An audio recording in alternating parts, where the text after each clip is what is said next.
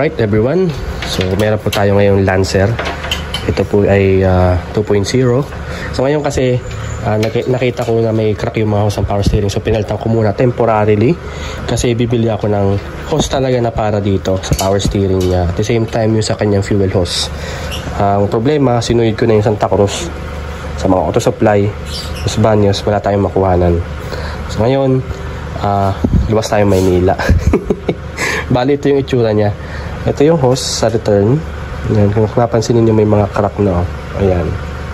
Siyempre kalumaan ng sasakyan, talagang kakrack yan. Lumulutong. Ayan, matigas na. Kahit ipinepress ko siya, hindi ko siya mapindot na mabuti. So ayan. Yung kanyang fuel hose, nabaklas ko na rin. Papalitan natin yon. Pakita ko sa inyo. Ito yung kanyang fuel hose. Isa may fuel neck to mga kapatid, sa may tangke. So tumatagas dito. Ayan o. Ito wala tayong makuhanan sa Santa Cruz, sa Los Baños, sa Calamba. Per order daw. Kaya luluwas tayo ng Maynila. So yun. Harap tayo ng pyesa. Alright mga kapatid, tayo po ay nakabili na ng pyesa. At sa may Pasay tayo nakakuha. Nakakuha ako ng fuel hose. Ito genuine pa nga eh. May iba Steve, nakabili tayong fuel hose. Pwede naman tong i-convert mga kapatid, wala naman problema dun.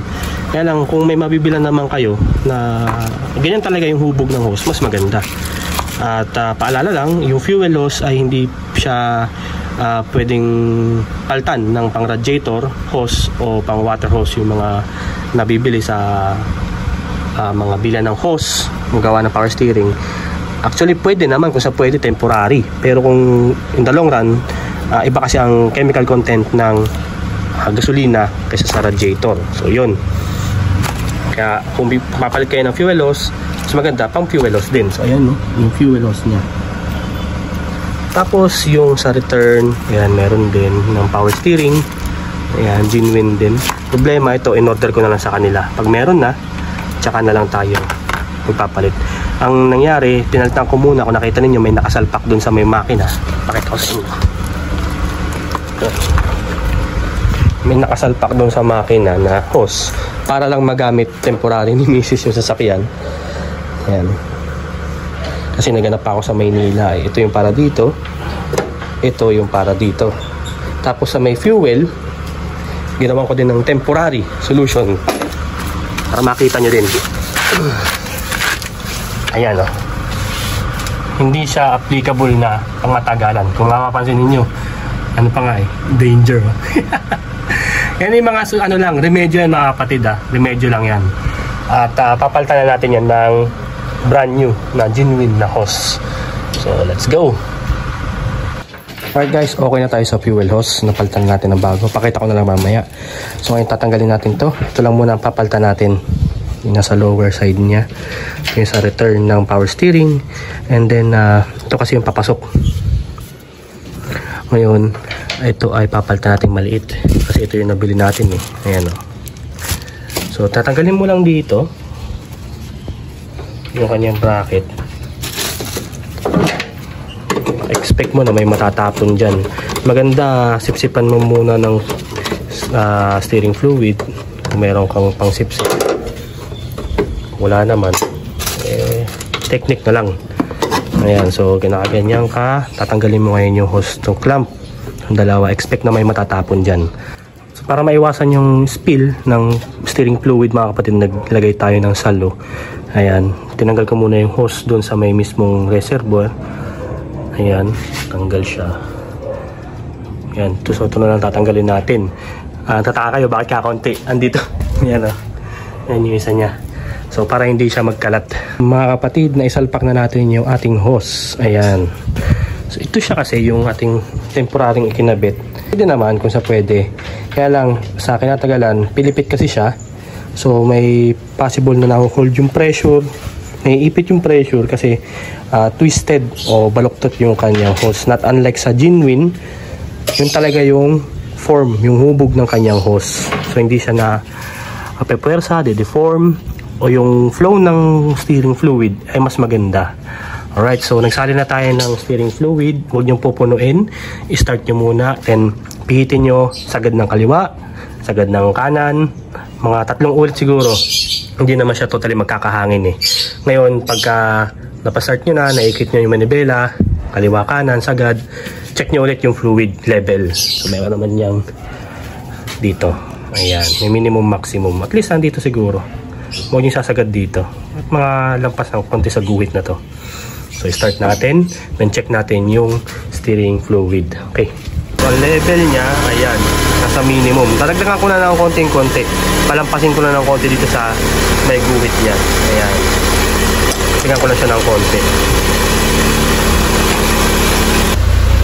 So ito, pipihitin mo lang yung manibela mo. Sagad. Ayan. Diba? Sagad. Kanan. Ayan. Mga ilang times siguro, kahit 10, pwede na yun. Maramdaman mo lalambot na yung manibela ng iyong sasakyan.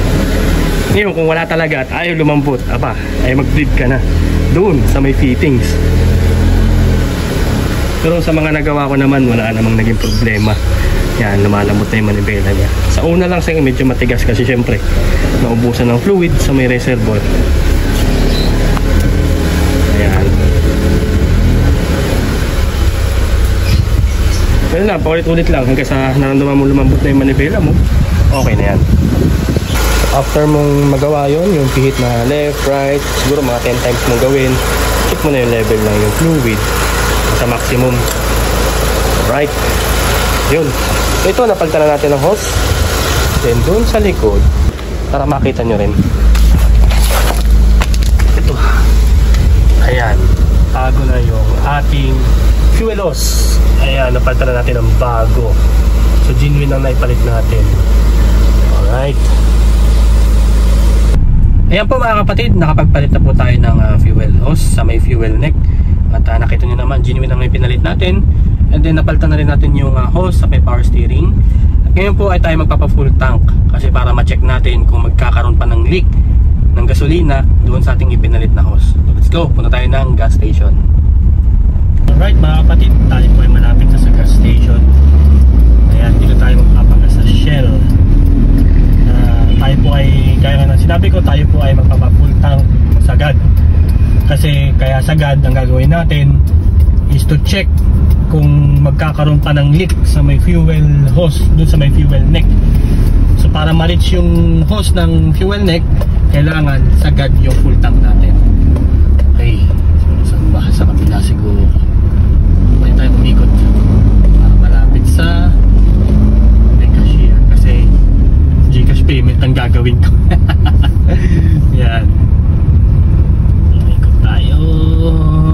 Ayan, right. Sana mayroong Gcash. Kuya, ayaw, magkakasya lang ako. Ayaw mag-Gcash, may nasignal.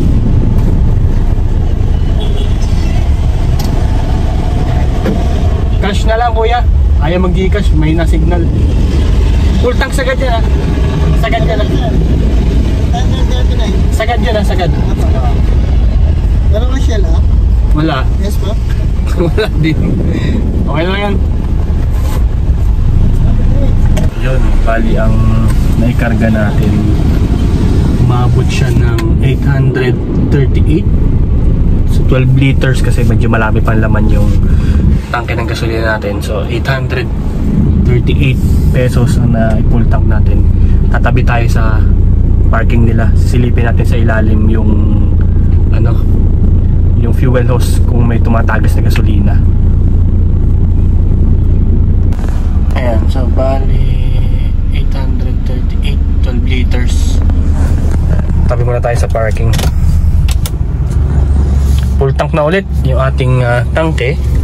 Pero silipin natin yung ating fuel hose kung may tatagas pa. Ayan, tabi muna tayo dito. Good thing is malaki yung parking nila. Ayan. Siyempre mababa tayo.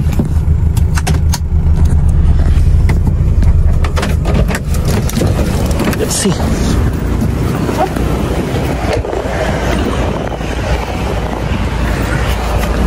Alright. Yun. So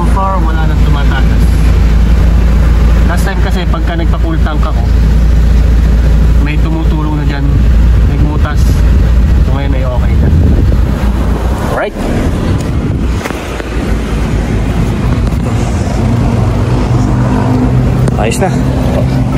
Problem solved sa ating fuel hose. Alright. Ayan mga kapatid, I hope na meron kayong konting natutunan tungkol sa fuel hose.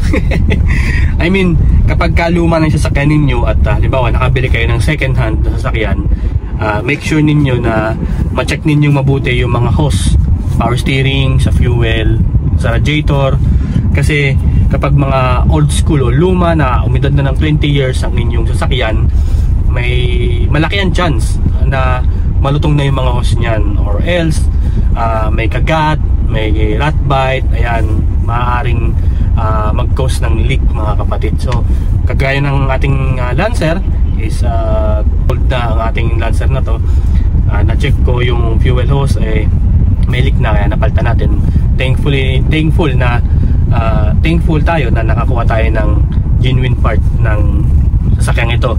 At the same time, chinek ko din yung power steering hose sa may steering pump, malutong na, kaya napalitan na rin natin ng bagong steering hose. So yun, marami pa tayong gagawin sa kotse ito, abangan nyo lang mga kapatid.